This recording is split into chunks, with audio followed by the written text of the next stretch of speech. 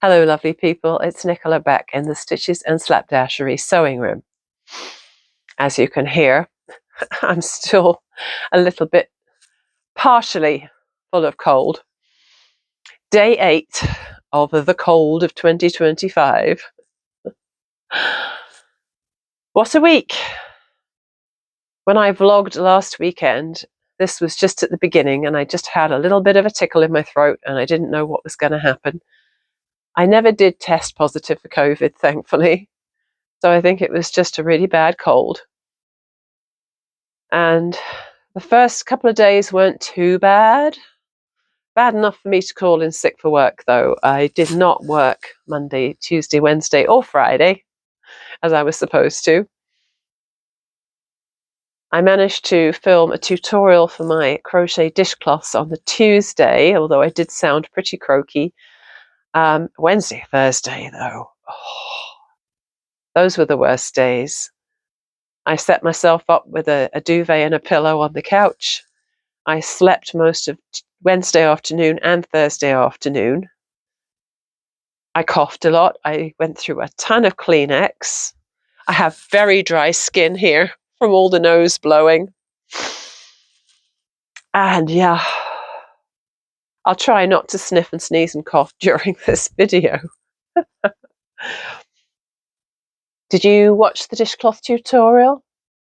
Hopefully you did. I really love those dishcloths, the ones with the scrubby in the middle and the cotton on the outside. They're so useful. I just love them. So as you can imagine, for at least part of the week, I didn't even feel like making anything. You know I'm sick when I don't want to make anything. And I didn't have the brain space. I did read a couple of novels, one of which was a Karen Slaughter novel called, I think, Girl Forgotten, which was very good.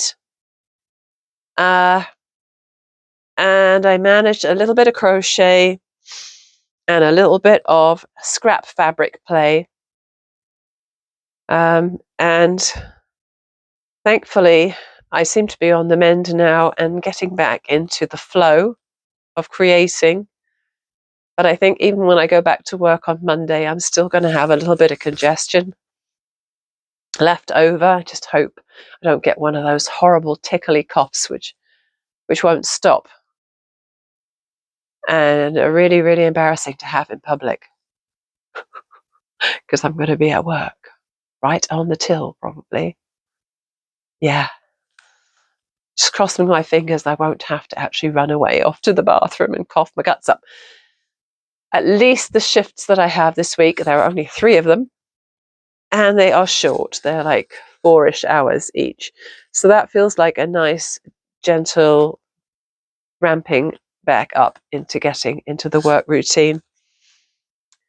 Because, yeah, it's been a week. So let's see, what did I do? On Monday, I played with fabric scraps. So I have this grapevine wreath. I'll show you the back of it. It's a grapevine wreath that you've probably seen the like of before. This one was made for me by a friend at Fabricland a long, long time ago. In fact, I know how long it was ago because it was before COVID. So before we had the whole pandemic nonsense and all the stores were closing for a while, Fabricland was closed for 7 weeks. And some people didn't come back afterwards because they were so worried about catching it. This person who made me this wreath, she had a sick husband who had lung issues and she was terrified of catching COVID. And so we didn't see her again after that. She just stayed home. But before that, she gave me this lovely wreath that she'd made herself. And I had it decorated for Christmas with some fairy lights and some silvery stuff and some stars. So when I took them off, it looked a little bare, and I thought, okay, I need to do something with it. So I just cut a whole bunch of scraps in pastel colors that were 9 inches by 2 inches wide, I think.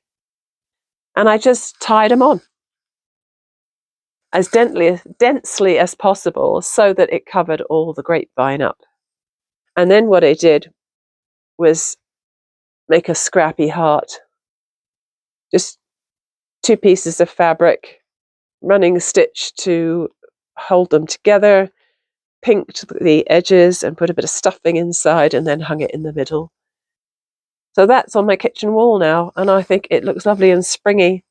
It feels a little premature maybe to go for springy, but considering we just had Valentine's Day, you know, hearts are totally in, right? So, continuing the heart theme, I have been playing with more fabric scraps the last couple of days. I did a shorts on this yesterday, day before, can't remember. What I was doing was cutting 6-inch squares out of fusible interfacing. I have a big plastic bag full of interfacing scraps. It's different kinds of batting, different kinds of fusible fleece and interfacing. And so what I do is I cut a 6-inch square and I have it the fusible side up. And then I'll get all these little scraps of fabric and I'll start with something in the middle, a rough square, say, and I'll put it right side up. And then I'll take another scrap and I'll put it right side down and sew along one edge, flip it, and then just go around like in a clockwise thing, sewing and flipping. And eventually when you press it, the fusible interfacing sort of sticks it all together. And then trim it to the size, back to the size of the interfacing, because you end up with fabric like overflowing off the edges. And so once you've trimmed it back to a neat square, you can use it. I mean, you could use it to make a quilt, but I didn't have that plan. What I thought I might do was make bunting. And in the end, I thought, well, if I make bunting, where am I going to hang it? If I hang it in here, it's not going to really get much appreciation. I do already have a kind of bunting that I made a long time ago, which is already hanging up in here. And I thought I could hang it up in the dining room or the kitchen. And in the end, I changed my mind on that. But I did make hearts. Once I had 18 of these squares made, I picked my favourite 9 of them for the fronts of the hearts, and I put the other 9 on the backs. So I put them interfacing sides together, and I drew a heart on the front of each one. I made a template that was no more than 5.5 inches so that it fitted within that 6-inch square. So I used my chalk pencil and I drew the heart on there with the template. I sewed the heart and then I trimmed it back near the stitching with the pinking shears. All will become clear in a minute. And so once I had done that, I was really pleased with them, but I then had to do a bit of embellishment, didn't I? And I had some pom-pom trim and a little bit of ribbon and things like that. And then I went a bit nuts with the buttons. So I'll show you what they look like. This one here, I really like this one. What I've ended up doing is just adding jute twine so that they can be hung up somewhere. So I really like this one with the heart buttons and the pom-poms. I try to keep my scraps fairly light. That dark blue in the middle is actually one of the darkest fabrics I used, I think. But I wanted it to have a spring feel. So anything that was really bright or dark, I discarded for another day. And the back of that one is like that. So I only embellished the fronts. I'm not sure where I'm going to hang them yet. I might even end up using them as gifts. I have no idea yet. But it was really fun using some of the button stash because most of the time the buttons get ignored and they just sit in their little drawers and I don't even look at them. This wooden button, butterfly button, was given to me in a group of buttons by a friend, and that was really pretty. And then there's a little bit of heart ribbon on it, and then the back of that one looks like that.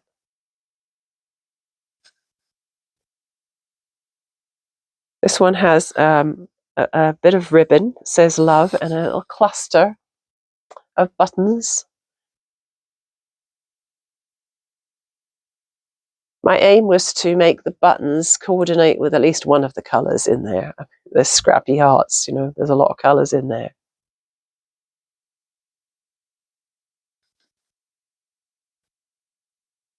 I love this one. This has got a chunky pink pom-pom and a very bold pink button. Love this one.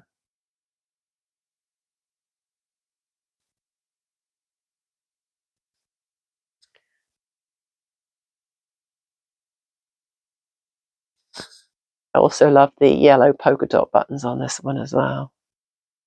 Very, very cute.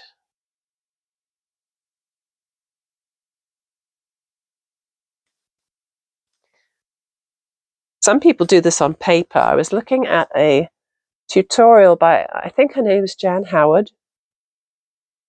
I subscribed to her channel for a while, and I saw it the other day.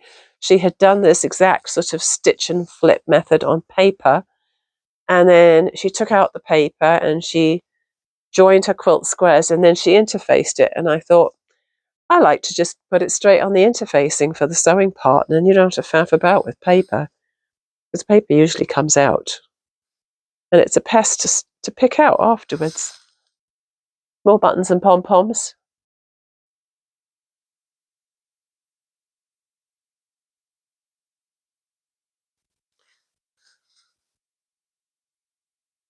It certainly used up a lot of scraps. Of course, when I cut out the hearts, there was quite a few bits went in the bin, because obviously there's a fair amount of fabric lost once you trim it. But considering everything I used in this project probably would have ended up in the bin if I hadn't put it into these hearts, I'm really pleased with them.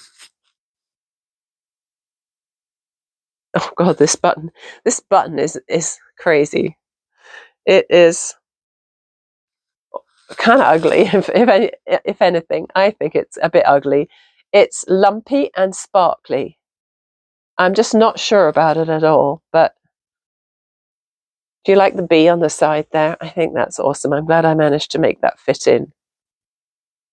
But yeah, that button is like a love it or hate it thing, isn't it?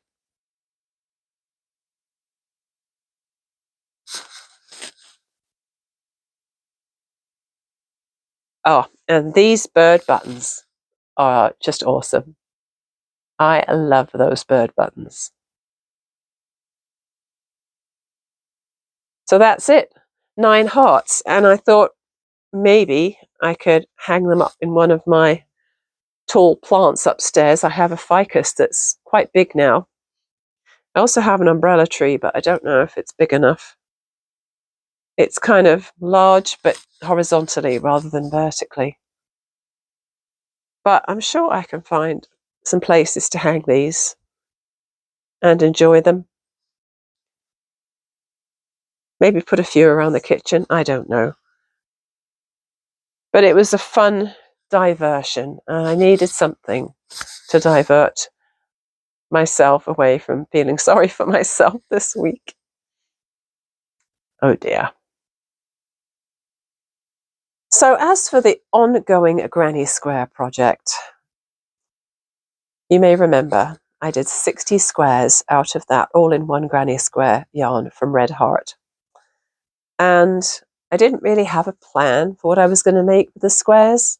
I just wanted to try the yarn out, and so I had mail ordered it. That sounds very old-fashioned, doesn't it? Mail ordered it.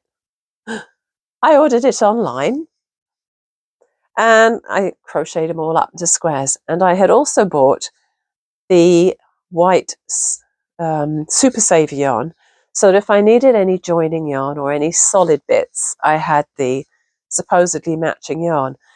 Of course, what I found with these granny square ones is that because of the dyeing process, there does seem to be a bit of cross-contamination, shall we say, into the white areas. So when you put the, I think it's called warm white super saver on it, it looks like a brighter white than the actual squares do, but I'm not going to fret about that. So I've made a few things in the past. I made a sleeveless top and a sling bag, like a bum bag. And did I show you something last time? I can't remember if I showed you anything in my last vlog about this. But I've made 3 more things, and I only have 3 squares left. And I'm so sick of looking at granny squares and joining them and making them into something. I'm actually hanging them on a peg in my sewing room and I forget about them for a while. I didn't think I'd ever admit to being sick of granny squares, but right now, I'd like to do anything but. So, this is one thing that I completed this week, that was using up some of those squares. This used up, not 4, 8 squares in the reddish colorway. I cannot remember the names of these colorways at all. And when I did the 2 rounds and joined them together, I offset them so they weren't all lined up. And yesterday I threw this in the washer and dryer with my regular clothes load because, as you may know, Red Heart Super Saver tends to be a pretty sturdy acrylic, shall we say, and sometimes a little, maybe not as soft as we'd like. So I threw it in there because I'm going to be wearing this around my neck and I want it to be soft and comfortable. So it did soften up a little bit, and it will probably soften up more with future washings. So that was that one. I made a tiny little drawstring bag. Oh, that's right. I showed you my tea cozy last time, didn't I? I remember now. So this is just 2 squares attached together with a row of, or round of white around the top, and then a drawstring cord, no lining. And I have no idea what that's going to be used for, but it's kind of cute. So that was 2 more used up. And finally, let me just unknot this thing. Today's finished granny square item is a project bag. So what I did with this one is I had 4 of these pink ones. Now, this is my favorite colorway for sure. This is the same colorway I used for my tea cozy last week. I put 4 of the pink ones on that side, and then on this side I used my last turquoise one and the last pink one, and then 2 of the red ones. And I completely forgot that I meant to put the red and the red like diagonally across from each other, and I messed it up, and I thought, oh well, whatever, I'm not going to care. So for this project, it was just a simple case of crocheting these 4 together, and then crocheting around all 3 sides, and then adding 3 rounds of granny stitch around the top. I crocheted a drawstring cord with 2 strands and a 6mm hook, and crocheted a handle with the 5.5mm. It's just a piece of single crochet which I crocheted onto the side of the bag there. Hopefully that's going to be strong enough, although I'm probably not going to be putting a huge amount of weight in here. Who knows? Depends on the project, doesn't it?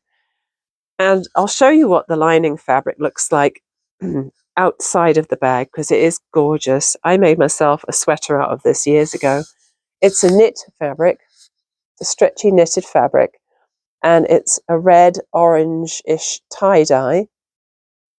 And the back of it is actually a double knit, because the back of it is this gorgeous stripe. And so unlike the tea cozy, where I found that once I put the cotton inside it, you could see the back of the quilt cotton through the holes in the granny squares. This one, yes, you can see the fabric through the holes in the granny squares, but it's pretty. If you look really closely, you can see the stripy fabric through there. But it's lovely. And so I whipped this out on the serger in 5 minutes. I love having the serger set up right next to my sewing machine. It's amazingly easy.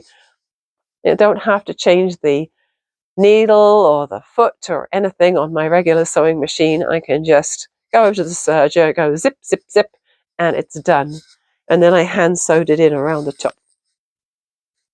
And so now I've got a project bag which is lined, so nothing's going to fall through the holes in the granny squares. And it is finished. So this will hold quite a decent sized knitting or crochet project. Well, I guess that's not bad considering I was sick all week. I've got more to show you than really I would have expected, so I think I'm doing it okay. Big burning question now is what's next? I don't know. My yarn cuppies are looking quite empty at the moment. I have a lot of heartland. Maybe what I could do, that's a good idea. First thing I could do is plan on a gorgeous knitted project with the Lion Brand Heartland. Maybe a colour work one. That would be lovely. Stranded colour work with the Heartland. That sounds lovely. The other thing I need to think about is what I'm going to do with all of these cottons. I have a whole crocheted basket full of cottons here, non-dishcloth cotton.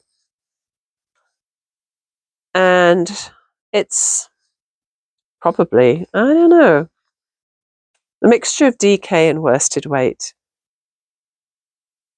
I'm pretty sure this bright teal Barocco modern cotton is DK, but I do have a lot of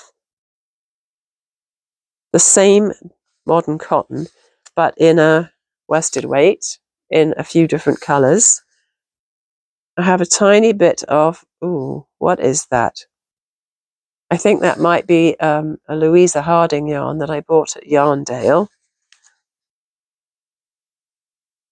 I think that was a Cascade Sunseeker or something. Oh, my memory is good today. I have some paint box cotton. And what else? Oh, that's some more of the modern cotton. That also is the modern cotton. And I mean, it's definitely not dishcloth cotton. So I don't want to waste it. This is bamboo pop. So I think what I'm going to have to do is do an advanced search on Ravelry and go and have a look through the options for something made with cotton. Not sure if I want to make a shawl. I don't mind if it's crochet or knit, as long as it's not a granny square. Yeah. What was this called again? In a way, it would be lovely to find something like an art piece I could make with multiple strands and weights and colours of the cotton yarn.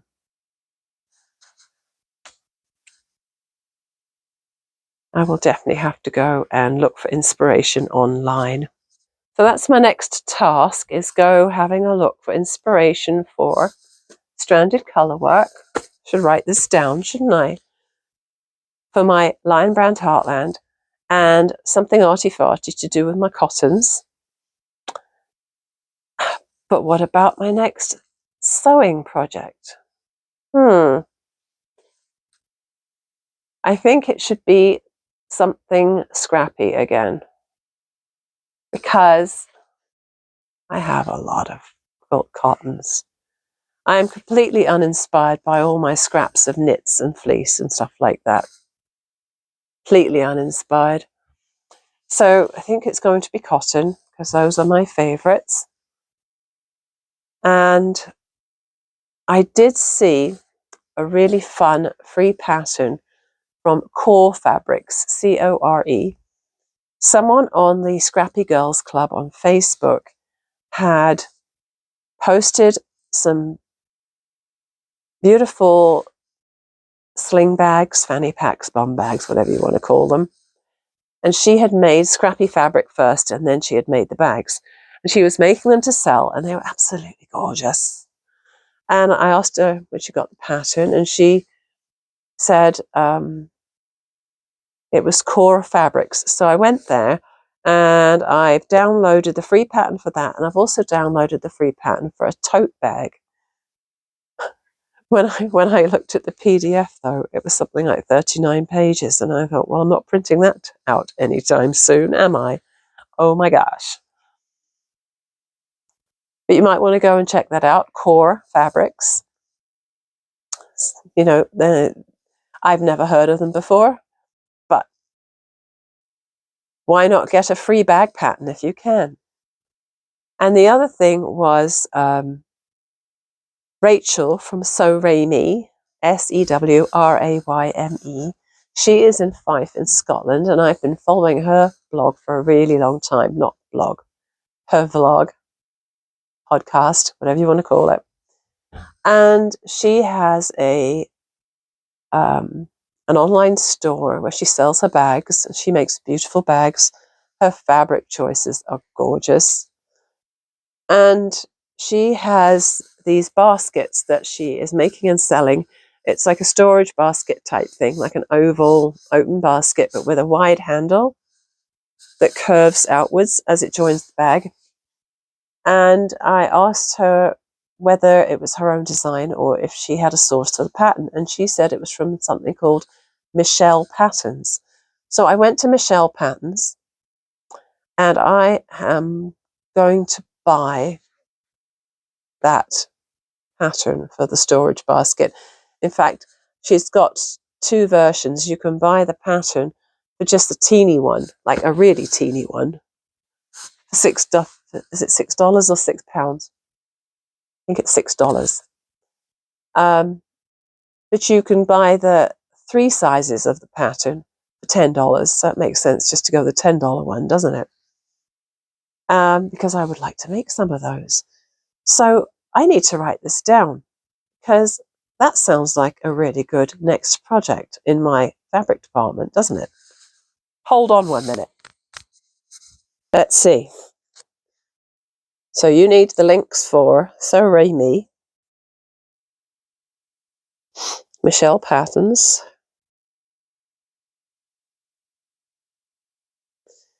what else did I say? Core Fabrics, free bag pattern. And what else was I going to mention? I discovered a new channel to me, and it's called Art Fiber.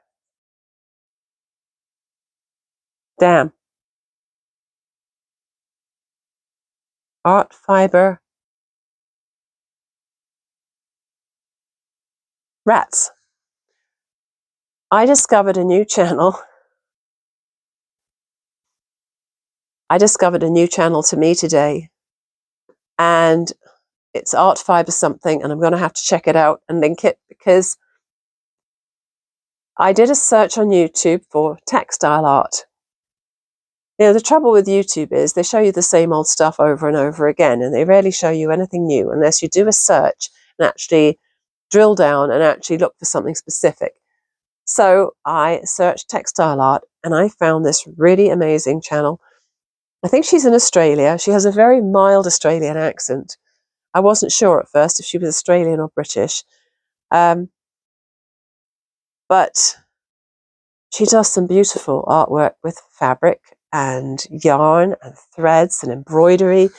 And I will definitely put the link in the description underneath because I think you might like it too. She's very inspiring. So when I can remember I subscribe to her channel, and I will just go back to the TV later on and I'll just double check the name so that when I upload the video, it'll have the right name on here. Okay, I'm sidetracking myself here. So my next yarn project, I said I need to have a color work heartland and an arty-farty cotton project. And for the fabric project, I said I needed to do a scrappy basket using the Michelle pattern.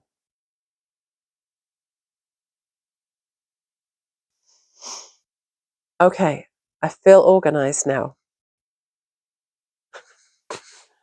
I think I've probably waffled on long enough. It's Saturday night and I'm not sure what I'm going to be getting up to tomorrow. No doubt we'll get out for a walk. I think I'm probably well enough to go out in public and have a cup of tea at the tea shop tomorrow and not pass anything on to anybody. And I hope you are all well and that you've had a good week and that you're enjoying your weekend and your crafting. And I really hope to see you again soon. Thanks for watching. Bye for now.